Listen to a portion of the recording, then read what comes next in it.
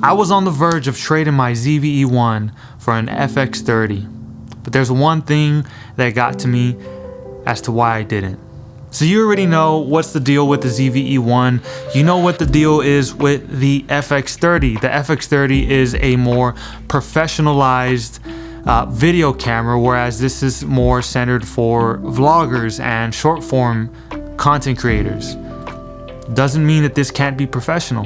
And I quickly learned that when I started incorporating this camera into my workflow for clients. And I have yet, knock on wood, I have yet had a chance where this camera overheats on me. I don't film long form content like podcasts or weddings where I need to have all this footage and the camera rolling for so long.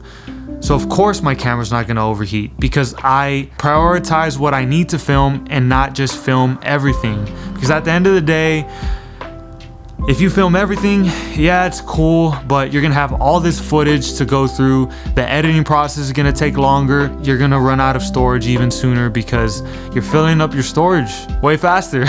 Obviously, the reason why I wanted to sell this camera was because I had some doubts about this camera. You know, if I had a wedding coming up or a podcast that I needed to film, I definitely can't use this camera. I would have to rent out an FX30 or an FX3 because this will overheat and my A7 IV might overheat, but it can overheat. So I started thinking that I should just trade if I can. You know, if someone is selling their FX30, which luckily someone was, and they were interested in a ZV-E1, I was like, hey, would you want to trade? And they actually were interested in trading, but I told them to hold off. I'm going to think about it a little more, and I actually think I'm not going to be selling it. And the main reason why I'm not going to sell it is because I love the image quality that this camera produces, and I know that the FX30 is a really great camera and it can produce a really great image. I don't think it can produce it as good as this, and that's because this has the FX3 sensor, the A7S III sensor, and I've used those cameras and they're great. They're awesome. I love them. Like, I have nothing wrong with them. I don't mind the lower megapixels in this sensor, and that was the deciding factor for me not selling the camera. See, the FX30 is great, but one thing about it is that it's crop sensor. I don't have any crop sensor lenses. Obviously you don't need crop sensor lenses, but I don't have anything wide enough for like real estate jobs because my widest lens is a 16-35, and if you put a 16-35 full frame on an FX30, it's not gonna be as wide, right? There's a crop factor of 1.5. There is different reasons why I didn't end up trading it, but the big reason was because of the sensor. I love everything that it comes out of this camera. It's great. I have no problems with it. Obviously there's things to be desired in this camera, such as more buttons and dials, and obviously the overheating would be an issue, but for the amount of money that you pay for this camera to get what you get, I think it's worth it. Now, if I had enough money to just splurge out for an FX3, I wouldn't be sitting here making this video. I would have an FX3 and I could be filming this for 10 hours and I should be fine, but I'm not. So yeah, the main thing about the FX30, besides the crop, was there was a slight color difference in the colors that it produces. You can change that in post, it's not a big deal, but getting the image I get out of this, I never have any complaints. And then to go from this to an FX30 sensor, along with the rolling shutter, which kind of is a big importance for me because I do shoot like sports and stuff like that where I'm whipping, so I do need a sensor to not have rolling shutter, and the FX30 has some rolling shutter. I compare it kind of to like the A7 IV, but in crop mode, in that range of like how much rolling shutter it has. But if I could have none, then I would rather have none. So yeah, this camera doesn't have any rolling shutter, and it just wasn't meant to be. I wasn't meant to have an FX30, and that's okay. Now, if I do end up shooting more long form content, like podcasts specifically, then I might have to get an FX30.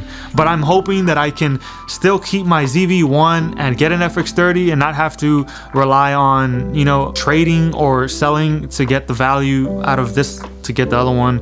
I'm really big on like deals and making my money work for me, right? So like, if like my A7 IV, for instance, I've used it so much, it's made me so much money, it has tremendous value.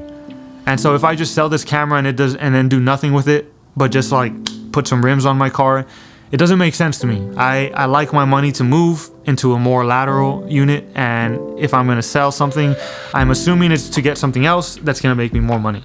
But anyways, I also wanted to talk about the ZV-E1 just in general and how it's been so far for me and using it on jobs and what I think it will be like using it for a wedding, because I haven't used this camera yet for a wedding. So yeah, this camera is great. Like I said, I have no problems with it. Most of my stuff that I shoot, most of the stuff that I shoot is shorter form, and if it is longer form, I choose my shots very carefully. And that brings me into the wedding section of using this camera, which you're probably wondering, like, what, you're gonna use this camera for a wedding? Kinda, right? Like so I have the A7 IV and the ZV-E1, and what I'm thinking of doing is getting the dual strap, and I know that's for photographers, right? But I'm gonna go ahead and use it. I don't care.